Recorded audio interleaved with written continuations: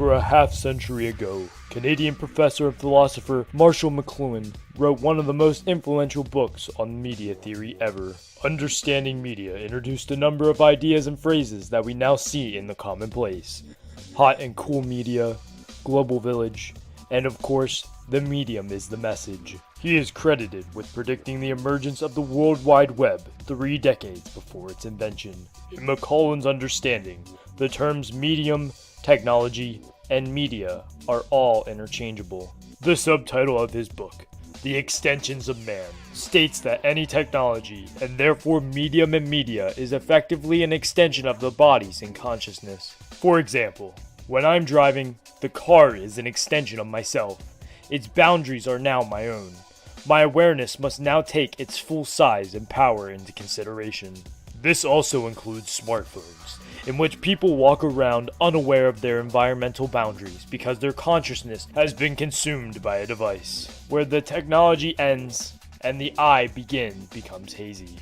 According to McLuhan, there is essentially no such distance. The content of the media is not nearly as important as the medium itself, for it is the medium that changes society, much more so than any specific content. In some ways, the content can even distract us. Facebook is a fitting example. As McLuhan writes, the content of any media blinds us to the character of the medium. We might assume technology is always progressing, but that is not necessarily the case. Notice the other term he assigns to our creations. Any invention or technology is an extension or self-amputation of our physical bodies, and such extensions also demand new ratios or new equilibriums among the other organs and extensions of the body. GPS is a wonderful technology, but it comes at a cost.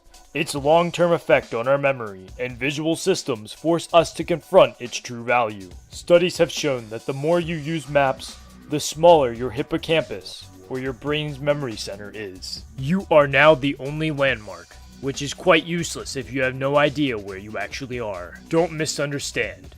Using GPS to find your way around new territories is a wonderful advancement, but continual reliance on it in the same neighborhoods is another story. Technologies don't necessarily make us useless, however. If anything, the opposite. Philosopher and cognitive scientist Andy Clark believes we are all cyborgs in the most natural way. We are what we are, as animals, thanks to our environment and the technologies we've created to engage with it. This is as true for the Uber drivers and GPS as the wheelchair-bound and ramps. Our technologies defined our realities.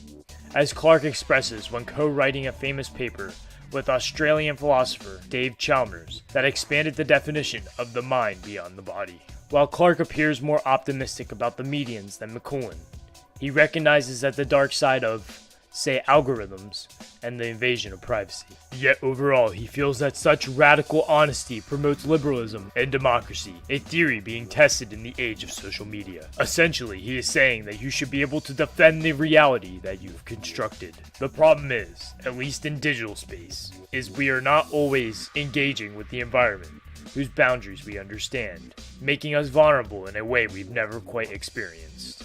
Clark's theory of extended mind and McLuhan's media extensions remind us that consciousness is not confined to the body. There need not be any mysticism to this. As journalist Michael Pollan argues in his forthcoming book on psychedelics, if any of us were to experience another person's mental state, it would most likely feel like a psychedelic trip, given how foreign the sensations and observations would be. So how will virtual reality change this? In a sense, we've been living in virtual reality as long as we've been human beings. The constructs of consciousness demand that our observations and memories inform the reality we create. I can emphasize with ideas foreign to me, but I truly can't understand them. It's unlikely I'll consider their potential for inclusion in my comprehension of reality.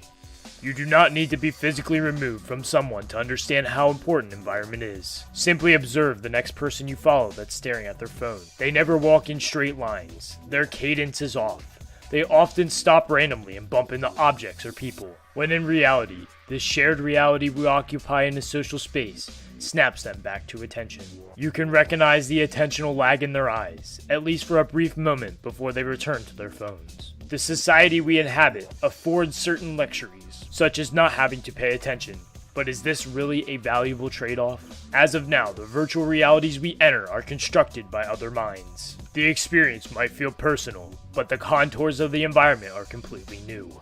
The 1.0 versions, phones, video games, already hint at the attentional lag between technology and reality. What happens when we truly enter new worlds? Ones in which we have no free will because the environment was never shared to begin with. Our imagination has long offered new and strange worlds, yet in some ways we are always in control. As other minds construct our environments, what will be left of us?